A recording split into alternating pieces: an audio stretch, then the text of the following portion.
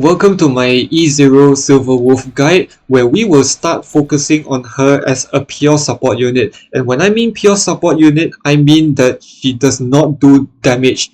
She is not going to be a sub DPS or even a main DPS like an E6. Alright, so let's get to it. Let's say that my Silver Wolf is at level 60 and her Light Cone is at level 70, and I'm doing this review.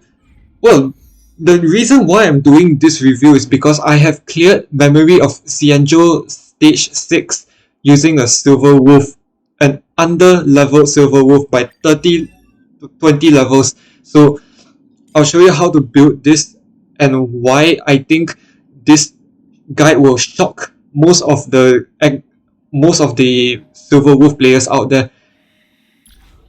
Alright, so for coming to the Light Cone, nothing too shocking. We have before the tutorial mission starts, and this will effectively increase the effect hit rate, and this is the main reason why you want to put this Light Cone on. Okay, for the traces, right, you want effect hit rate, as much effect hit rate as possible. Don't care about the attack because you won't be using her to do attack and sub DPS. You won't be. Alright, so focus on your effect hit rate and get the 3 abilities in as soon as possible. So, and each of them is really good, and I have yet to unlock this ability. So from my experience, these 2 abilities are very good since you got duration extension of 1 turn for your bugs, and you have your weakness implant increased by 1 turn, and this is particularly important for Memory of Xianzhou 6. So that's why I have unlocked this beforehand, and I'm going to unlock this really soon, which is side note. And the more debuffs there are, then the skill will decrease the enemy's all type rest by additional 3%, so allowing your dealer and whoever your main damage dealer is to deal more damage. So I will unlock this in the very near future. So as for the relics, this is the part where it will shock many people. And looking at the relic set, I can say and safely say that Eagle of Twilight line is the best relic set on a Silver Wolf, believe it or not. I have tried Genius of Brilliant Stars. However, I don't feel that this is giving Silver Wolf the best utility as a support character. Bear in mind that this is a support character guide, so you don't want Silver Wolf to be dealing damage and maximizing on her support potential. So the moment you have a 4-piece Eagle of Twilight line, your ultimate will advance forward Silver Wolf's action by 25%, and this is very, very strong, believe it or not. Again, right, I'll explain more. So for your speed, you will get some speed in, and for your main start for the body, it won't be crit damage, don't worry. This is just borrowing Bronya's relics for testing, and I found that it works, right? So you want effect hit rate here. You can use the effect hit rate here, but since you are going to farm for Eagle of Twilight line 4-piece set, so definitely look out for that piece, effect hit rate on a Eagle of Twilight line. Okay, and then the next priority of sub starts, right, will be effect hit rate, which I happen to have here. Effect hit rate.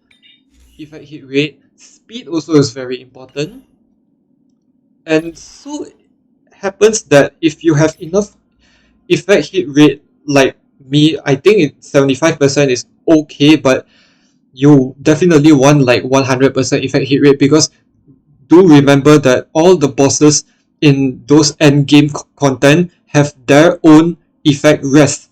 So that's why you need to stack more than 100% effect hit rate on Silver Wolf by default, right? But for me, I think 75% is good enough because I'm relying on RNG to make my debuff land onto the enemies, and I find that this is working for me. So for me, let's say if you're satisfied with your effect hit rate value for now, then you can swap out your pan-galactic for a fleet of the Ageless. And what I found was that energy regen rate here supports the Eagle of Twilight line set perfectly. The more energy you get, the more ultimates you shoot, and the faster your character will jump up the team roster. So definitely very good synergy. Energy regen rope and Eagle of Twilight line. Very simple. And you want to focus on your sub stats as speed, effect rest, and effect hit rate. Effect rest, why so? Because you don't want Silver Wolf to be stuck in the battle and then not doing anything. The moment that she's stuck in the battle, she can't move and her turns just elapse like that. Eagle of Twilight line is not going to work for you, but your energy regen rope will work, provided if the enemies keep hitting her. But however, this is not the way you use a Silver Wolf with energy regen rope. So the actually the best thing to do is to stack on effect rest also, which currently I have 30.2 effect rest here. So Silver Wolf is doing an okay job in the battlefield, staying alive, staying mobile, and keeping her support utility up by moving her turns up the team roster so that everyone moves faster, she can apply more debuffs, and everyone's happy in the team.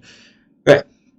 So your spear here, it can be HP if you're pairing it with a Locha, and defense if you're pairing it with a Natasha. So for my Memory of Xianzhou team, I was pairing Silver Wolf with a Locha. So what I found was that this HP spear here is working perfectly since Locha heals so much in a short amount of time. Right. So these are my starts for now, and they're looking really good to support her survivability. However, defense also is a very good option since in Silver Wolf's kit, her defense is really lacking by default. So Eidolons, I'm not going to talk about the Eidolons. E0, you will already realize that E2 will make Silver Wolf a DPS unit by reducing the amount of effect hit rate needed to invest on your stats. However, an E2 can also do this perfectly.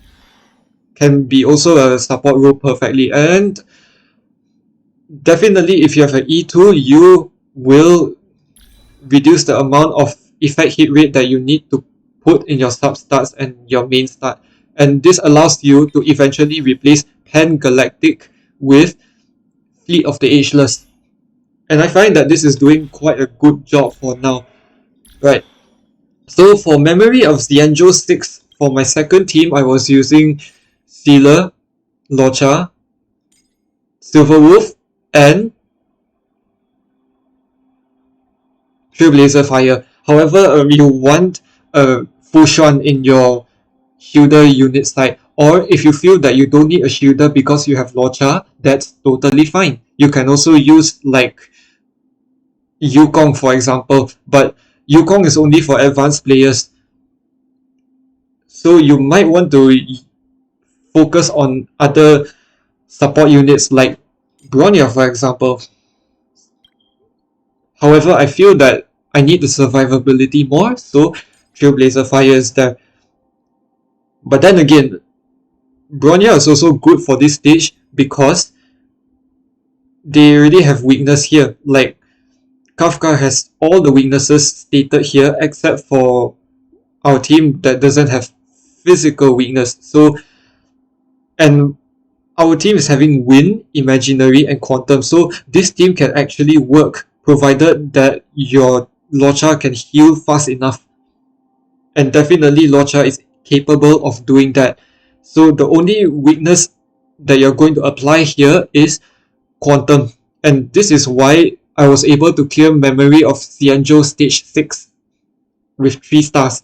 So this is pretty much my Silver Wolf guide. I hope you enjoyed it. I know this is a very controversial take on the Silver Wolf, and I've realized that many people are putting Genius of Brilliant Stars just because they want more damage and all. I can understand that. It's not wrong. However, in my honest opinion, I think it is better for you to maximize her support utility by equipping the Eagle of Twilight line and the Fleet of the Ageless. However, if you don't have Fleet of the Ageless for some reason, you can also use Pan Galactic, and that is actually quite good also for Silver Wolf. So either one, it's not wrong. Again, it's not wrong. You can follow my guide or you can follow other people's guide. That's totally fine. But I found that my Silver Wolf works best in my hands and I will stick to it. Cheers! I hope you enjoyed this guide.